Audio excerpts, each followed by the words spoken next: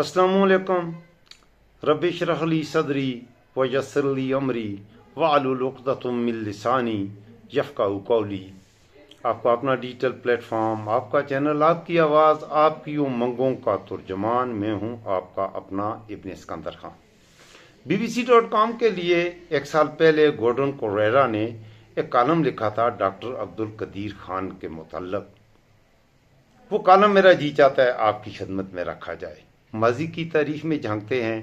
ویسے تو ڈاکٹر عبدالقدیر خان کی شخصیت کسی تعارف کی محتاج نہیں، لیکن آج میں ان کا کسی الگ انداز میں ایک الگ تعارف پیش کروں گا کہ دنیا کی نظر میں، اہل مغرب کی نظر میں ڈاکٹر قدیر کیا تھے۔ خاص ویلاگ ہے، خاص لوگوں کے لیے ہے، اور سب دوستوں سے میری یہ گزارش ہوگی اس ویلاگ کو نہ صرف مکمل دیکھیے گا، اپنے دوستوں کے ساتھ بھی ضرور شیئر کیجیے گا، اور ایک ریکویسٹ، فائر وال کے اثرات کو زائل کرنے کے لیے ضرور چینل کو سبسکرائب کی دیجیے گا، لائک کر دیجیے گا، اور دوستوں کے ساتھ بھی زیادہ سے زیادہ شیئر کیجیے گا۔ بغیر کسی توقف کے 11 دسمبر سن 2003 کو امریکی خفیہ ایجنسی CIA اور برطانوی انٹیلیجنس ایجنسی MI6 کے افسران کا ایک گروپ لیبیا میں ایک خصوصی طیارے پر سوار ہونے کو تھا جب انہیں خاکی لفافوں کا ایک پلندہ تھمایا گیا۔ یہ ٹیم لیبیا کے حکام کے ساتھ انتہائی اہم مذاکرات کے ایک خفیہ مشن کے اختتام کے قریب تھی۔ جب انہوں نے جہاز میں سوار ہو کر ان خاکی لفافوں کو کھولا تو انہیں علم ہوا کہ انہیں وہ اہم شواہد دیے گئے ہیں جن کی انہیں اشد ضرورت تھی۔ ان خاکی لفافوں میں ایٹمی ہتھیاروں کے کچھ ڈیزائن تھے۔ ان ڈیزائنز کے علاوہ جوہری پروگرام سے متعلق پرزہ جات پاکستان کے ایٹمی سائنسدان ڈاکٹر عبدالقدیر خان نے مہیا کیے تھے۔ گزشتہ نصف صدی میں عالمی سلامتی کے حوالے سے ڈاکٹر عبدالقدیر خان ایک اہم ترین شخصیت رہے ہیں۔ ان کی ذات دنیا کے خطرناک ترین ٹیکنالوجی کے حوالے سے جاری لڑائی ہے، جہاں یہ ٹیکنالوجی رکھنے والے اور اس کو حاصل کرنے والے خواہشمند آمنے سامنے ہیں، اس کہانی کا ایک اہم محور تھی۔ سابق CIA ڈائریکٹر جارج ٹینٹ نے AQ خان کو کم از کم اسامہ بن لادن جتنا خطرناک قرار دیا تھا۔ انہوں نے یہ موازنہ اس وقت پیش کیا تھا جب یہ پتہ چل چکا تھا کہ اسامہ بن لادن 9/11 حملوں کے ماسٹر مائنڈ تھے۔ حقیقت کیا ہے تو میرے دوستو، حقیقت یہ ہے کہ اگرچہ ڈاکٹر AQ خان کو مغربی جاسوس دنیا کا سب سے خطرناک انسان قرار دیتے رہے ہیں، لیکن اپنے وطن پاکستان میں انہیں ایک قومی ہیرو کی طرح سراہا جاتا رہا ہے۔ یہ چیز آپ کو نہ صرف ان کی شخصیت کی پیچیدگی کے بارے میں بہت کچھ بتاتی ہے، بلکہ یہ بھی ظاہر کرتی ہے کہ دنیا ایٹمی ہتھیاروں کو کس نظر سے دیکھتی ہے۔ 70 کی دہائی میں ڈاکٹر عبدالقدیر خان یورپ میں ایٹمی جاسوس بن کر نہیں آئے تھے، لیکن وہ ایک جاسوس بن گئے تھے۔ وہ سن 1970 کی دہائی میں نیدرلینڈ میں کام کر رہے تھے جب ان کے ملک پاکستان نے 1971 کی جنگ میں شکست فاش کھائی تھی اور 93,000 پاکستان کے ڈھول سپاہی قیدی بن کے بھارت یاترا پر گئے تھے۔ اچھا، اس شکست کے بعد اور انڈیا کی ایٹمی ترقی سے خوفزدہ ہو کر ایٹم بم بنانے کی مہم پاکستان میں شروع ہوئی، اور اس مہم میں بھٹو صاحب کو بھی شریک ہونا پڑا۔ شریک ہوئے نہیں، شریک ہونا پڑا۔ ڈاکٹر خان ایک یورپی کمپنی میں یورینیم کی افزودگی کے لیے سینٹریفیوجز بنانے کے کام میں شامل رہے، اور افزودہ یورینیم کو ایٹمی توانائی کے لیے آپ جانتے ہیں کہ استعمال کیا جا سکتا ہے، اور اگر اسے ایک حد سے زیادہ افزودہ کر دیا جائے تو اس سے ایٹم بم بھی بنایا جا سکتا ہے۔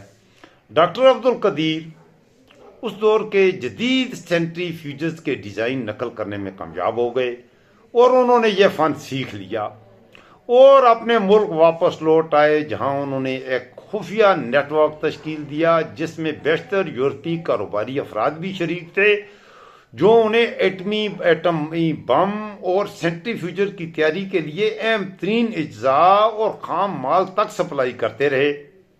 اس میں کچھ اور نام بھی شامل ہیں لیکن وہ اس وقت میرا موضوع نہیں ہے۔ ڈاکٹر عبد القدیر کو اکثر پاکستان کے ایٹمی پروگرام کا بانی کہا جاتا ہے، لیکن در حقیقت وہ اس پروگرام کے انتہائی اہم ارکان میں سے ایک تھے، اور اس پروگرام کے بانی نہ تھے بلکہ اور بھی پاکستان کی میزائل ٹیکنالوجی کے بھی بانی انہیں کہا جا سکتا ہے۔ اسی لیے انہیں دنیا کا خطرناک ترین انسان قرار دیا گیا اہل مغرب کی جانب سے، مگر انہوں نے نہایت احتیاط کے ساتھ اپنی ایک کہانی تیار کی جس نے انہیں انڈیا کے خطرے کے خلاف پاکستان کی حفاظت کے لیے ایٹم بم تیار کرنے والے قومی ہیرو کا درجہ دیا گیا۔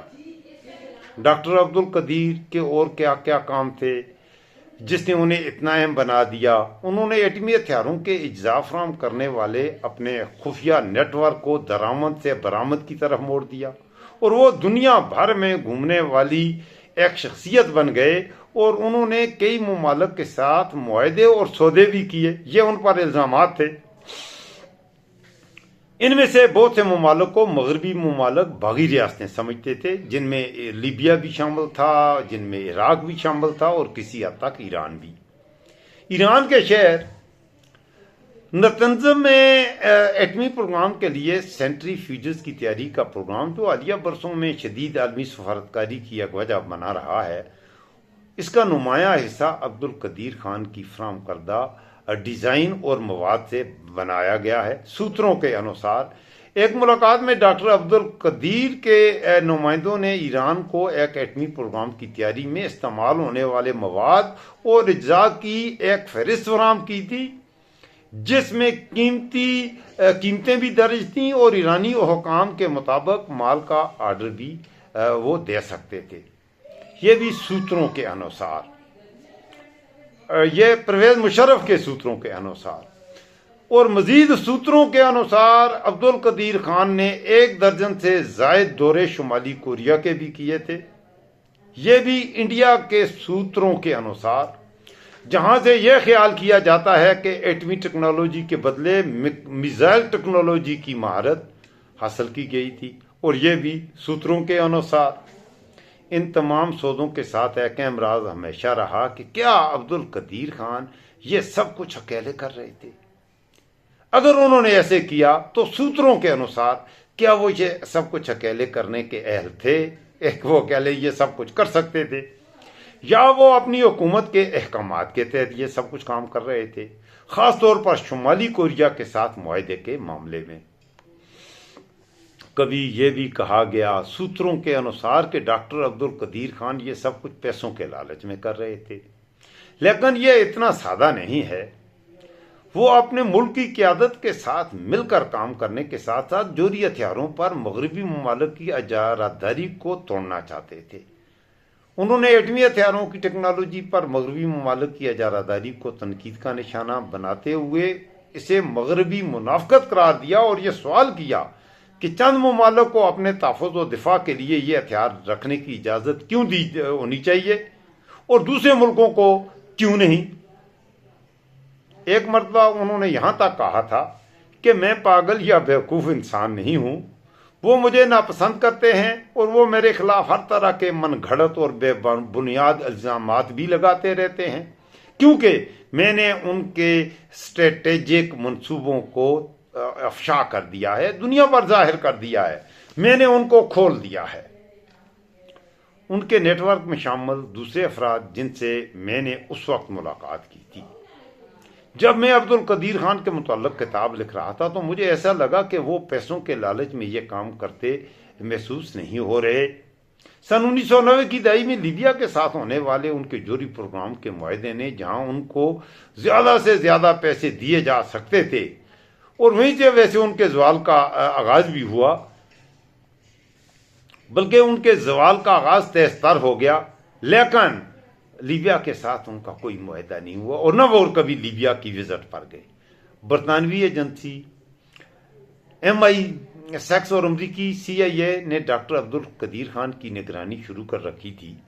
انہوں نے ان کے بین الاقوامی دوروں پر بھی نظر رکھی ہوئی تھی، ان کی فون کالز کو ٹیپ اور پکڑنا شروع کر دیا تھا، اور ان کے نیٹ ورک میں گھس گئے تھے، اور اس کے لیے انہوں نے AQ خان کے نیٹ ورک میں شامل افراد کو بھری رقوم میں خریدا بھی تھا اور بعض مواقع پر کم از کم 10 لاکھ ڈالر تک رقمیں پیش کی گئی تھیں تاکہ ان کے نیٹ ورک کے ارکان کو اپنا ایجنٹ بنایا جا سکے اور ان کے رازوں کو حاصل کیا جا سکے. اور یہاں پر یہ بھی انہوں نے لکھا ہے کہ اس میں میرے یہاں ڈھول سپاہیا تینوں رب دیاں رکھاں. ہمارے کچھ ڈھول سپاہی کچھ کرنیل جرنیل بھی شامل تھے. ایک CIA اہلکار کا تو یہاں تک کہنا تھا کہ ہم ان کے گھر کے اندر تک پہنچ گئے تھے, ہم ان کے دفاتر میں بھی موجود تھے, ہم ان کے کمروں میں بھی موجود تھے. 9/11 کے حملوں کے بعد کیونکہ خطرہ بڑھ گیا تھا کہ دہشت گرد بڑے پیمانے پر تباہی پھیلانے والے ہتھیاروں تک رسائی حاصل کر سکتے ہیں, اور یہی مشکل اور پیچیدگی پاکستان سے نمٹنے اور اسے ڈاکٹر عبدالقدیر خان کے خلاف کارروائی کرنے پر آمادہ کرنے میں تھی. مارچ سن 2003 میں جب برطانیہ اور امریکہ عراق پر بڑے پیمانے پر تباہی پھیلانے والے ہتھیاروں کا الزام لگا کر اس پر حملہ کرنے کے لیے نکلے تھے اور اس پر تابڑ توڑ حملے کیے, اور اس میں عراق پر الزام یہ تھا کہ اس کے پاس کیمیکل ویپنز ہیں, نیوکلیئر ویپنز ہیں اور پتہ نہیں ہے کیا کچھ ہے. اس کے بعد کوئی بھی ہتھیار تو نہ ملے اور بعد ازاں کوئی وجود ہی نہ نکلا. لیبیا کے رہنما کرنل قذافی نے یہ فیصلہ کر لیا تھا کہ انہوں نے اپنے ایٹمی پروگرام کے منصوبے سے چھٹکارا حاصل کرنا ہے اور یہ الزام اپنے ملک کے اوپر سے ہٹانا ہے, کیونکہ ان کے پاس ایٹمی ہتھیار تھے ہی نہیں. یہ منصوبہ MI6 اور CIA کے خفیہ دورے کی وجہ بنا, اور جلد ہی اس معاہدے کے عوامی اعلان کے بعد اس نے امریکہ کو ایک کم موقع فراہم کر دیا تھا کہ وہ پاکستان پر زور دے کہ وہ عبدالقدیر خان کے خلاف سخت کارروائی کرے, اور یہی کچھ بعد میں ہوا بھی.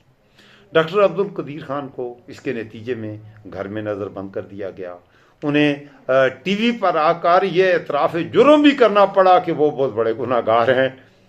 اور ڈاکٹر قدیر نے خود بھی یہ کہا, ان سے کسی نے جب پوچھا سہیل وڑائچ نے کہ آپ کو زندگی میں کوئی پچھتاوا بھی ہے, تو اس نے کہا پچھتاوا تو ہے, اور پچھتاوا یہ ہے کہ میں نے اس قوم کو ایٹم بم بنا کے دیا جس نے میرے احسان کی, اس قوم پر جو میں نے احسان کیا میری قدر نہیں کی. ایک سڑک پر بیٹھ کے انہوں نے وہ انٹرویو دیا تھا, آپ سننا چاہیں تو آنٹی YouTube پر سہیل وڑائچ نے ڈاکٹر قدیر خان کا جو انٹرویو لیا تھا وہ آپ سن سکتے ہیں. اس میں وہ بتائیں گے آپ کو کہ انہوں نے کتنے اربوں کے معاہدے کیے اور ایٹمی راز بیچنے میں انہوں نے کتنی رقوم حاصل کی. اچھا, یہ منصوبہ MI6 اور CIA کی خفیہ دورے کی وجہ بنا تھا, اور جلد ہی اس معاہدے کی عوامی اعلان کے بعد اس نے امریکہ کو ایک موقع فراہم کر دیا تھا کہ وہ پاکستان پر زور دے کہ وہ عبدالقدیر خان کے خلاف کارروائی کرے, جو کہ پرویز مشرف نے کی.